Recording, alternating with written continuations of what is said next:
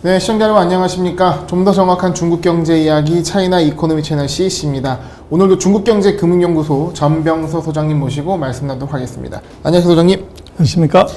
네, 중국의 4분기 GDP가 발표됐습니다. 4%로 나왔는데요. 중국의 성장, 저희 어떻게 봐야 될까요? 그래서 지금 해석이 여러 가지인 것 같아요. 네. 야, 이거 어떻게 미국보다 성장률이 떨어지냐.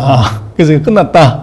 이렇게 볼 수도 있고, 이게 경기의 저점이라서 그런 거 아니냐. 이렇게 해석할 수도 있는데, 저는 후자로 봐요. 저점이다. 저점을 통과하는 중이다. 네. 이렇게 이제 결론 얘기 드리고 싶고요.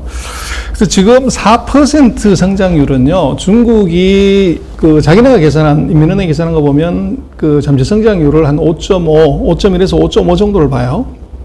근데 이번에 4%는 작년 3분기에도 그렇고 이게 잠재 성장률 미치예요. 그래서 이거는 굉장히 심각하다. 이렇게 볼 수 있는데, 그래서 4분기에 각 예측 기관들이 예측한 거 보면 실제치도 마찬가지고 GDP, 생산, 소비, 투자, 이 수출 하나 빼놓고는 전부 3%, 4%, 5%예요. 중국이 두 자릿수 성장을 하는 것이 기본이라고 생각을 했는데, 이거는 굉장히 이례적인 거죠. 우리가 3% 이러면 그럴 수 있어 이러는데, 중국이 3% 이거 진짜 이해하기 어려운데, 또 하나 웃기는 건 수출이 이게 거의 20% 가까이 늘어났어요. 두 자릿수. 그렇습니다. 네. 그래서 수출만 호황이고 네. 나머지는 다 이제 문제인데, 그래서 수출은 코로나 특수입니다. 그래서 전 세계가 이제 코로나 때문에 생산 활동이 안 되는 바람에 중국에 이제 제품을 많이 쓰게 되는 거죠. 그러다 보니까 이게 두 자릿수 증가율이 나타난 게 이게 특징이고, 그래서 이번 중국의 4% 성장률의 이 배경은 두 가지, 올림픽 탄소 중립 두 가지 다. 그래서 이제 봉쇄 지수라는 것이 있는데요. 네. 옥스퍼드 대학이 만드는 건데, 코로나19에 누가 못 움직이게 했냐, 그 정도를 쭉 지표를 갖고 체크를 해보면, 일본, 영국, 미국이 있고, 보시는 맨 위에 쪽이 중국이에요.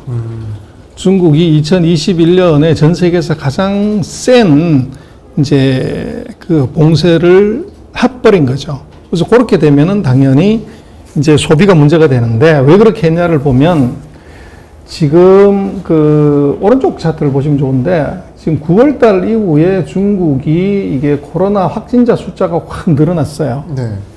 근데 늘어난 것의 단위를 좀 봐야 되는데, 얼마가 늘어났냐면, 왼쪽이 보시면 100, 150, 200인데, 단위가 1000이 아닙니다. 그냥 액면이에요. 그래서 100명, 150명, 200명. 예. 이 정도인데 중국이 이제 시안, 그 다음에 천진, 이걸 이제 1300만, 1500만 되는 도시를 봉쇄를 해버린 거죠. 최근에 기사 보면 베이징에도 오미크론 확진자 나왔다는 얘기인데 네, 맞나요? 맞아요. 네. 하이디엔치 칭화대학 국영대학이 네. 해정구에 있는데 거기서 발병을 했어요. 베이징 그렇게 막았는데 터지고 큰 그래서 이슈 여기서 나타난 게 모른다는 건데, 네. 그래서 우편으로 뭐가 왔는데 거기에 묻어서 왔다 별 얘기 다 하고 있지만, 어쨌거나 그래서 하이디엔치 쪽을 네. 봉쇄를 했다고 얘기를 하는 것 같아요. 근데 어쨌거나 중국은 이게 100명, 200명 정도 이렇게 한 것은 이 코로나 확진자 제로 정책. 그래서 이제 이 숫자가 이렇게 나오는 건 사실 중국은 증상이 없으면 여기 통계 안 잡아요. 그러다 보니까 높아진 건데, 어쨌거나 지금 이게 제로 코로나 정책 때문에 이 봉쇄 전략을 가져간 것이 문제가 하나 됐고, 네.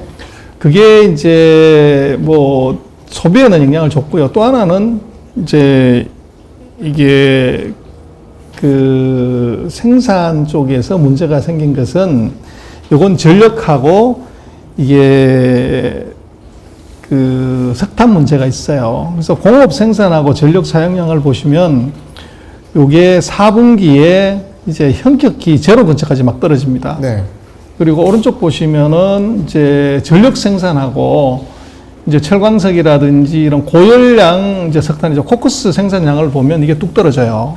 그래서 결국은 이것은 중국이 탄소 중립을 하려고 목표치 맞추려고 3분기, 4분기에 이제 특히 이제 3분기에 뭐 석탄 생산 축소, 발전 이제 송배전 이거 축소 이런 것을 했는데 4분기에도 그 여파가 남아 있었던 거죠. 그러다 보니까 전체적인 생산이 다 떨어져 버리는 네. 그런 일이 벌어진 것이 이제 중국의 4분기였다고 하면은 네. 그래서 그 뭐 내년은 2022년은 더 어려운 거 아니냐 그러는데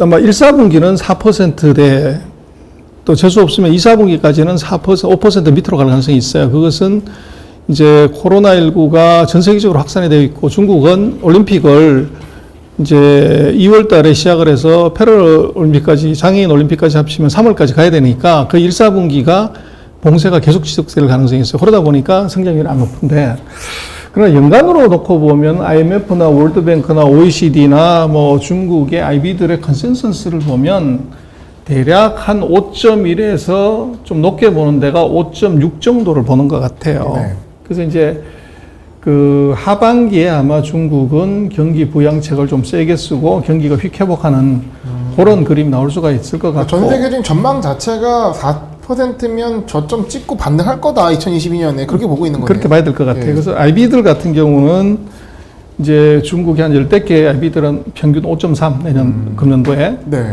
근데 중국으로 놓고 보면은 지금 그 중요한 게 GDP 1%당 고용을 얼마 하냐 이게 중요해요. 그래서 정부가 GDP를 얼마쯤 갖고 갈래 하는 건 이게 제일 중요해요. 그래서 중국은 금년에 대졸자가 1,070만 명인가 사상 최대로 많이 나와요.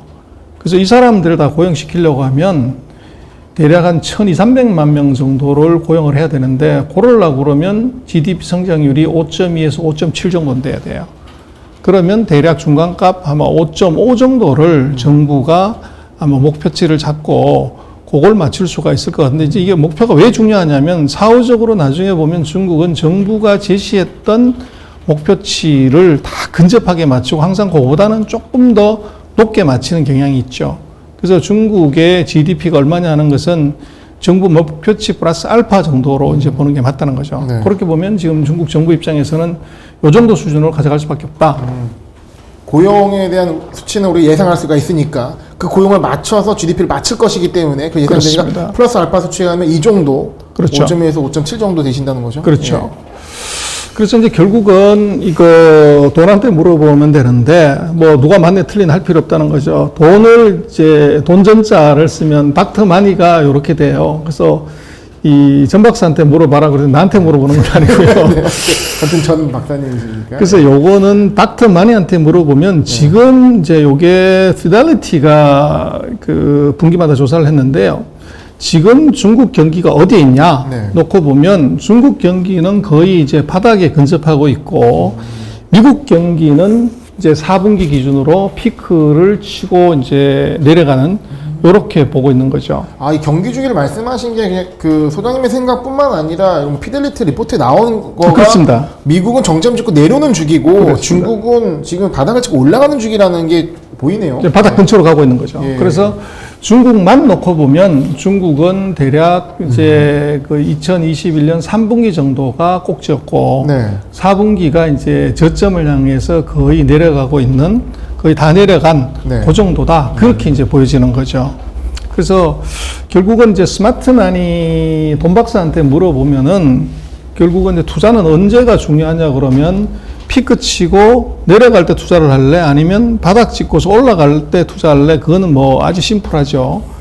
그래서 지금 이제 중국의 경우는 그 FDI를 보면 2021년에 역대 사상 최대로 1,735억 불이 이제 투자가 됐어요. 네. 그래서 실물 경기에서는 이런 일이 벌어졌고, 그래서 이제 우리 같은 경우는 중국이 한 5% 정도 성장하게 되면 굉장히 이제 뭐 위험하다 이렇게 많이 얘기를 해요. 근데 이거는 이제 뭐가 조금 오해가 있냐면 중국의 GDP 규모가 지금 어느 정도 수준이냐면 미국 다음 세계에서 두 번째로 커요. 18조 달러 돼요.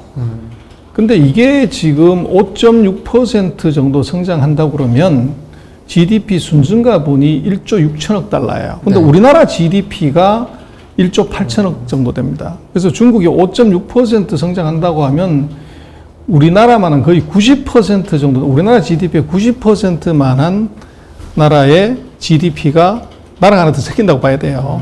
그러니까 뭐 중국이 과거 뭐 10년, 20년 전에야 뭐 10% 성장하더라도 절대치가 작았기 때문에 이게 설명이 되는데 지금은 거의 뭐 미국에서 조금 모질라는 정도 GDP인데 여기서 5% 성장이 얼마나 큰 건지를 알아야 된다 말씀이시죠? 그렇습니다. 그래서 예. 5%만 성장한다고 하더라도 우리나라 GDP 전체의 네. 78% 정도 돼요. 어마어마한 수치네요. 그래서 이제 이거를 너무 이제 이 과거에 중국이 6%, 10% 성장했는데 5%밖에 못 가기 때문에 위험하다. 이렇게 보는 것은 넌센스라는 얘기입니다. 네. 그리고 이제 외국인 자금, 뭐 우리가 몇 차례 짚어봤습니다만은 그 12월 달에 사상 최대로 많이 들어왔고 1월 달에도 지금 그 계속적으로 순유입 상태입니다. 그래서 이 얘기는 무슨 얘기냐 그러면 결국은 중국이 성장 절벽이라고 보는 것이 아니라 실무를 하고 있는 기업이나 네. 또는 이제 투자를 하는 그 스마트 마니들은 저점 통과라고 보는 거죠. 그래서 뭐 항상 그렇습니다만은 뭐 새벽에 오기 전에 가장 어두운데 중국의 경기나 상황에 대한 이제 굉장히 부정적인 얘기들이 최근에 많이 쏟아지죠. 네. 그 자체가 이제 중국 경기가 바닥 근처로 가기 때문에 악재들이 많이 나올 수밖에 없는 것이다. 네. 이제 그렇게 볼 수 있고 네.